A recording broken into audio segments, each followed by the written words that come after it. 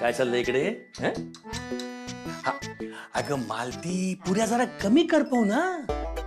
तुम्ही काय तर सुपरवायझर बनून आमच्यावर लक्ष ठेवणार आहात का? अगं जेवण चांगलं व्हायला नको का? गप्प बसा तुम्ही, गप्प बसा. आई, माझ्या बाबांना काही बोलायचं नाही. आला बाबांचा पुळका. इकडे या, इकडे या. हे सगळं ना तुमच्यामुळे झालंय. ते इथे केळवण्यासाठी आलेत आणि त्यांना सगळं करावं लागतंय. नुसतं घोळ घालून ठेवल्यात तुम्ही. अगं पण जेवणाची रिक्षा पुरवली नाही म्हणजे जेवणाची रिक्षा रस्त्यात उलटली त्यात माझा काय दोष? तुमचा काय दोष? अहो जेवण आणायची जबाबदारी कुणाची होती? तुमची होती ना. मग आता आम्ही इथे सगळे कामं करतो तर आम्हाला मदत करायची सोडून आम्हाला शिकवताय तुम्ही? हा, ती वेळी घ्या आता आधी. अगं कापायच्या गोष्टी कापून झाल्यात, आता आणखी काय कापायचंय? सगळं कापून झालेलं आहे. बघितले तुझे बाबा कामापासून पळण्यासाठी पळवाट शोधून काढतायत ते.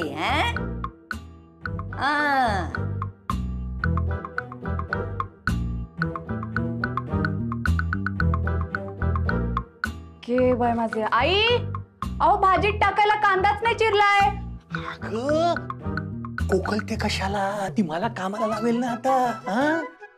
अगं सांग ना तुझ्या बाबांना कांदे कापायला. हो हो कापतो कापतो आता. कांदे कुठे आहेत सांग? अहो आत येऊन घ्या ना. कुठे आहेत? सांग कुठे? कुठे? समोर कांदे आहेत ते दिसत नाहीयेत तुम्हाला. ठीक आहे, जागा आहे का वेट ठेवायची? माणसाचं ना काही खरं नाहीये. कापतो कांदे आता.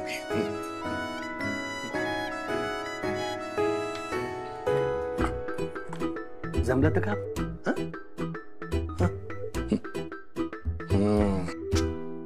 वा वा वा नंदुराव, वा वा छान.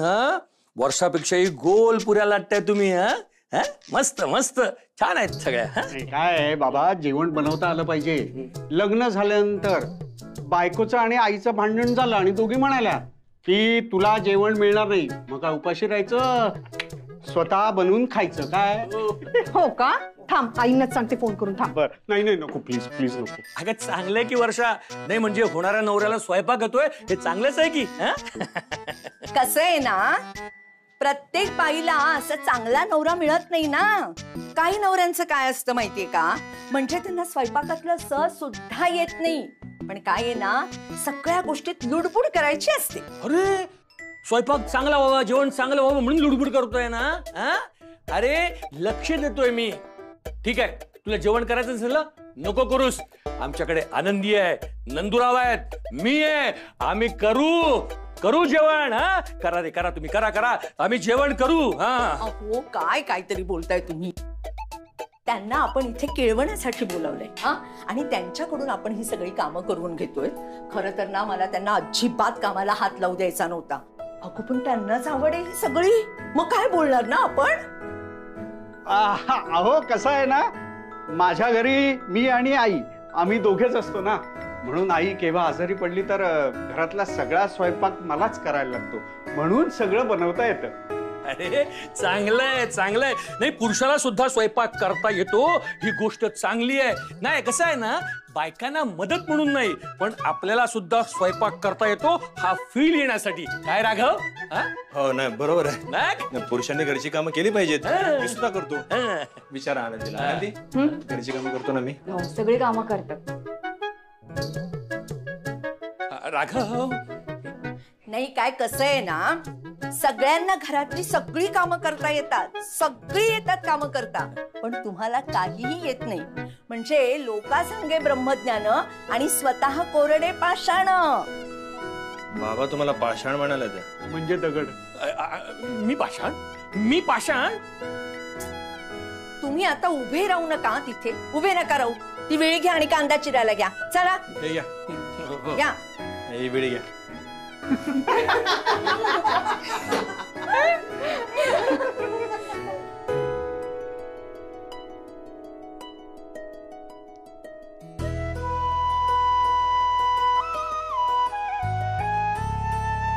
नवरीबाई आलेले आहेत. या बसा. बस ग.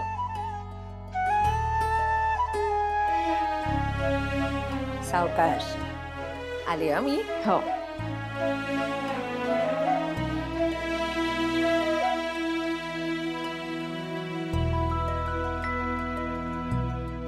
आनंदी घे ओवाळून घे. कृपया माझ्या आई आहो, तुम्ही ओवाळ ना. अगं तू आमची मुलगी आहेस, तिची वहिनी म्हणून नाही, आमची मुलगी म्हणून ओवाळ घे.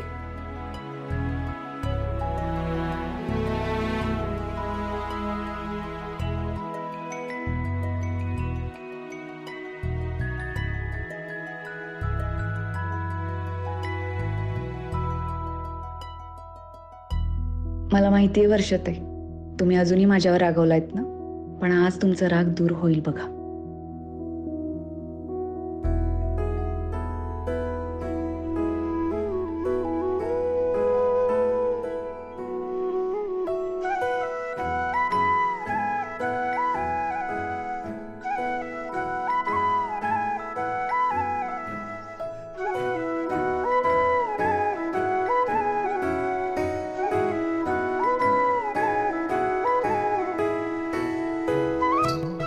आलेच मी.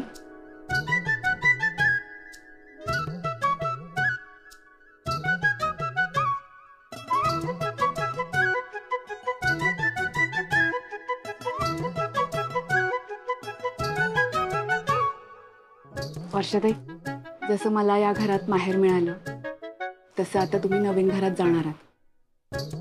तुम्हालाही नवीन नाती मिळतील. मला माहितीये तुम्हाला मामा नाही येत, म्हणून हे छोटंसं गिफ्ट माझ्याकडून तुमच्यासाठी. नंदू दादा, हे तुमच्यासाठी. थँक्यू वहिनी. अहो, उघडून बघा.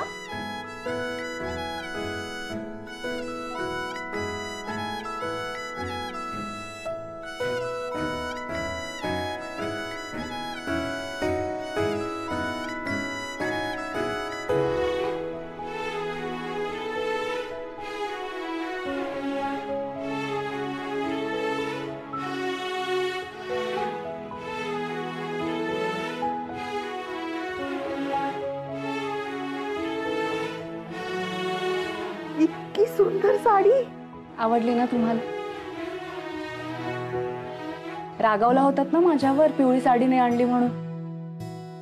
आता विकत आणलेल्या साड्या सगळ्याच जणी नेसतात. मला तुमच्यासाठी अशी साडी बनवायची होती जी जगात कोणाकडेही नसेल.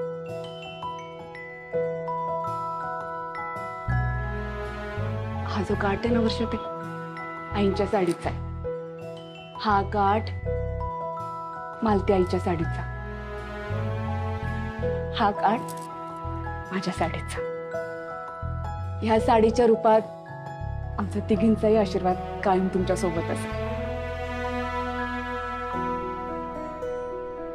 म्हणून तू पिवळी साडी घेतली नव्हतीस? अगं पण मग मला आधी का नाही सांगितलंस तू हे? आता सांगितलं असतं तर असा चेहऱ्यावरचा आनंद बघायला मिळाला असता का मला? थँक्यू आनंदी, थँक्यू व्हेरी मच. आणि खूप सॉरी, कारण मी तुझ्याबद्दल गैरसमज करून घेतला आणि रागात तुला बोलले खूप काही. सॉरी. आता राग गेला ना माझ्यावरचा? खुश आहात ना तुम्ही? साडी आवडली आहे तुम्हाला? आयुष्यभर अशाच खुश राहा, आनंदात राहा.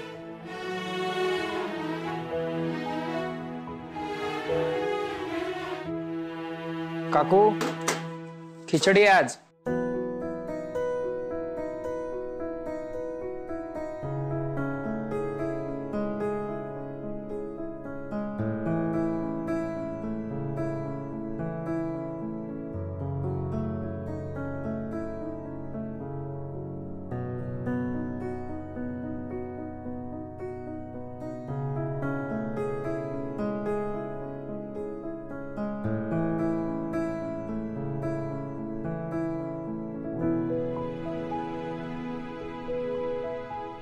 हो, उठा, जेवण आलंय.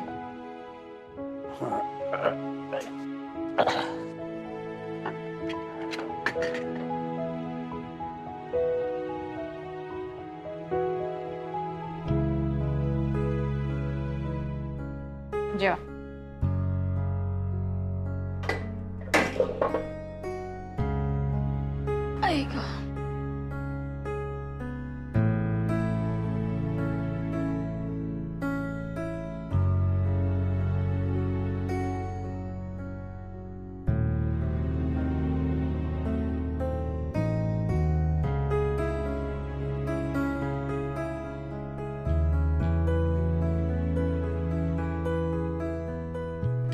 आंबा खातोय मी. आंबा खातोय मी.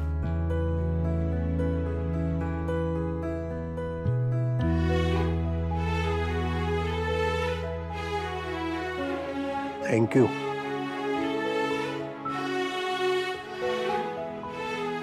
जेवण दिल्यावर थँक्यू, पाणी दिल्यावर थँक्यू. किती वेळा थँक्यू म्हणाल? आई इथे कोणी दुसरं? हा, मलाच करायचंय सगळं. बस झालं तुमचं थँक्यू पुराण. आत्तासाठी नाही, सगळ्यासाठीच. मी तुझा राग समजू शकतो, पण आजपर्यंत मी तुला कधीच थँक्यू म्हटलं नाही. तू नसतीस तर कदाचित माझं कुटुंब घडलं नसतं. तू नसतीस तर कदाचित माझ्या मुलांना एवढं चांगलं आयुष्य मिळालं नसतं. म्हणून थँक्यू. तुम्ही जबाबदारी झटकून निघून गेलात. मला नाही झटकता आली ना जबाबदारी. माझी मुलं आहेत ती, त्यांच्यासाठी केलंय मी. त्यासाठी तुम्ही थँक्यू म्हणायची गरज नाही. सुलक्षणा, मला माहितीये माझ्यावरचा तुझा राग कधी जाणार नाही, आणि तो जावा असं मी म्हणणार नाही. पण खरंच मला मनापासून तुझे आभार मानायचे. मला माहितीये मुलांवरती तुझं प्रचंड प्रेम आहे. मुलांसाठी तू खूप काही केलंयस, सगळं सगळं केलंयस. तुझ्यासारखी बायको मिळायला नशीब लागतं. आता तुझं नशीब काही तितकं चांगलं नाही म्हणा, कारण तुझ्या नशिबी मी आलोय. खूप खूप काही सहन केलेस तू.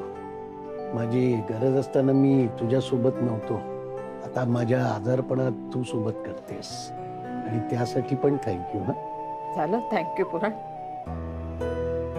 तर जेवा, औषध घ्या आणि झोपा निवांत. म्हणजे मला पाय मोकळे करायला बाहेर जाते. बसून बसून गुडघे दुखले माझे.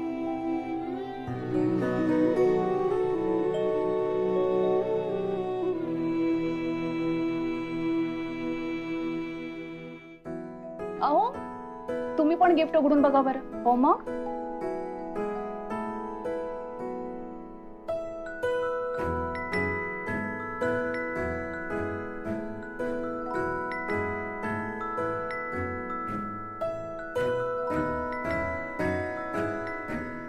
हा तर माझ्याच साडीचा काठ लावलायस ना?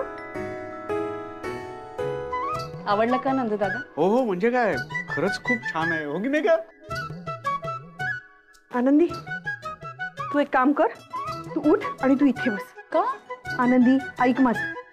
ऐक ऐक. अहो, अगं उठ उठ. कशासाठी वर्षाताई? आनंदी, मी सांगते ना, बस. अहो, तुमच्यासाठी केलंय हे सगळं. नाही, हे बघा आनंदी वहिनी, अहो तुम्ही होतात म्हणून आमचं लग्न ठरलंय. म्हणजे आज जो काही हा आनंद आम्हाला मिळतोय ना, तो फक्त आनंदी वहिनी तुमच्यामुळे आणि राघवदादा तुमच्यामुळे. ये बस दादा, ये रे. नाही नाही, राघवदादा या, प्लीज प्लीज बसा. बस दादा.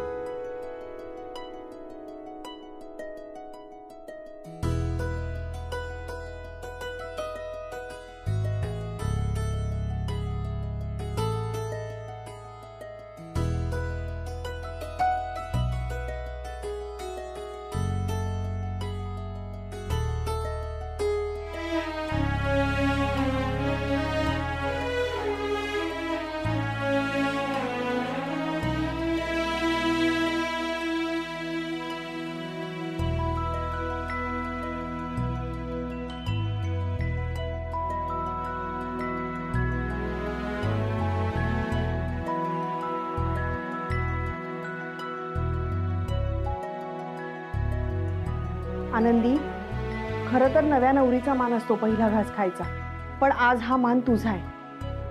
लग्न माझं आहे ना, मग माझं ऐकायचं लोकांनी.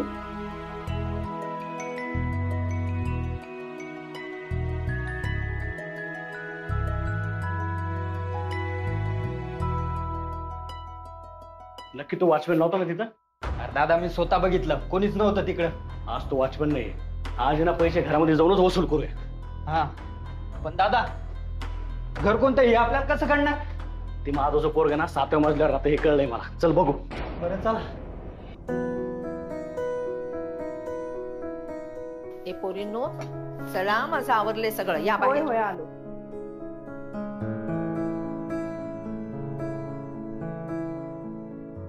आनंदी, अगं तू मला ना जरा काळजीच वाटतेय तुझी. लग्नाचा एवढा सगळा स्वयंपाक कसा करणार आहेस ग तू? तुम्ही कशाला काळजी करताय? वर्षाताई माझी सगळी तयारी झाली. तुम्हाला माहिती काय बाकी आहे? लग्नाचा स्वयंपाक आणि हळदीचा स्वयंपाक. बाकी मी सगळं बघते, काळजी नका करू तुम्ही. आणि हो, तू त्या साडीबद्दल मला काही सांगितलं नाही. आता त्याच्यावर मॅचिंग ज्वेलरी पण बघायला लागणार आहे. मी करते ना, चला तुम्ही सगळी मदत करते तुम्हाला, काळजी नका करू. बरं बरं. अगे या पोरीनो, बसा बसा बसा. हा या. खूप कामं झाली. जरा आता थोडस मी घेते. अगं थांब, घे घे. बस. हा मग पोटभर जेवलात ना सगळे? हो आवडलं ना जेवण? हो काका, स्वयंपाक खूप छान झाला होता, हो की नाही? अहो तुम्ही असं विचारताय की आपण स्वयंपाक केलाय आणि ते फक्त जेवले आहेत, असं काही नाहीये. आपण सगळ्यांनी मिळून स्वयंपाक केलाय. हो हो हो, मी तुम्हा सगळ्यांची जाहीर माफी मागतो. अहो नाही काय, मी तुम्हा सगळ्यांना जेवणासाठी आमंत्रित केलं होतं, पण तुम्हा सगळ्यांना जेवण करावं लागलं आणि जो त्रास तुम्हाला झाला त्याबद्दल खरंच मला क्षमा करा. हो नाही बाबा, माफी कसली मागताय तुम्ही? अहो आपण सर्वांनी मिळून आपल्या सर्वांसाठी जेवण बनवलं. अशी संधी एव्हाना कुठे मिळते? काय आहे, बाहेरून मागवलेल्या जेवणापेक्षा घरातल्या जेवणाची चव काही वेगळीच होती.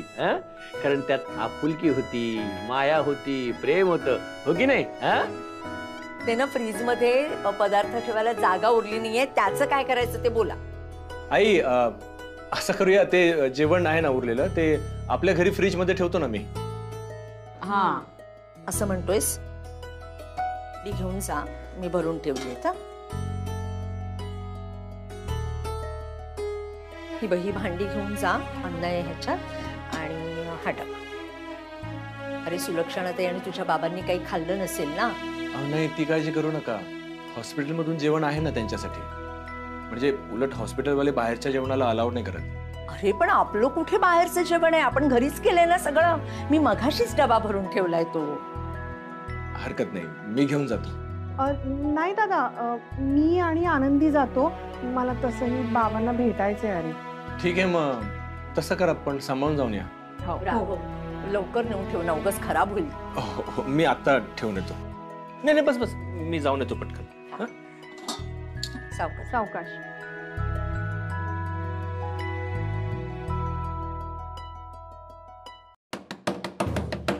दारुगडा, आम्हाला माहिती आहे सगळे तुम्ही आतमध्ये आहेत. दारुगडा. ए काय चालेल तुमचं? काय करताय? दार का उघडत नाहीये? कोण लपून बसलाय आत? कोण लपून बसणार आहे? घरात कोणीच नाही, सगळे बाहेर गेलेत. मी आत्ता येतोय. याला जरा मग. हात नाही लावायचा. तुमच्या समोर उभा आहे ना मी, पळून जातोय का? नाही, ते आम्ही उद्या येणार नाही आणि आम्ही कुठं जाणार नाही. लय बापाची बाजू घेत होता ना. चल, आमचे पैसे आत्ताच्या आत्ता दे. किती आहेत पैसे? 3.5 लाख रुपये. एवढे? हो, एवढे पैसे तुला आत्ताच्या आत्ता आमचे पैसे द्यावे लागतील. तुम्हाला कळतंय का तुम्ही काय बोलताय ते? हे बघा, काल हॉस्पिटलमध्ये तुम्ही पहिल्यांदा मला भेटलात, मला ही गोष्ट सांगितली. ह्याला अजून 24 तास पूर्ण झालेले नाहीयेत. इतक्या कमी वेळेमध्ये इतकी मोठी रक्कम कशी काय उभी करणार आहे मी? हे तुझ्या बापाला विचार. त्याने विचार केला का कर्ज घेताना? नाही ना. बापाची बाजू घेत होता ना, आता पैसे दे. अरे पण मी त्यांची जबाबदारी घेतली, याचा अर्थ असा नाही ना होत की माझ्याकडे पैशांची खाण आहे. कुठून आणून देऊ मी एवढे पैसे? ते काय आम्हाला माहित नाही. तू कुठूनही पैसे आणून दे, नाहीतर तुझे हे काय तुझ्या बहिणीचं लग्न करायला निघालायस ना, ते आम्ही कधीच होऊ देणार नाही. हे लक्षात ठेव. नाही म्हणजे बहिणीचं लग्न करायला तुझ्याकडे पैसे आहेत, आमचे पैसे द्यायला तुझ्या बापाकडे पैसे नाहीत. हे चालणार नाही. लवकरात लवकर पैसे पाहिजे.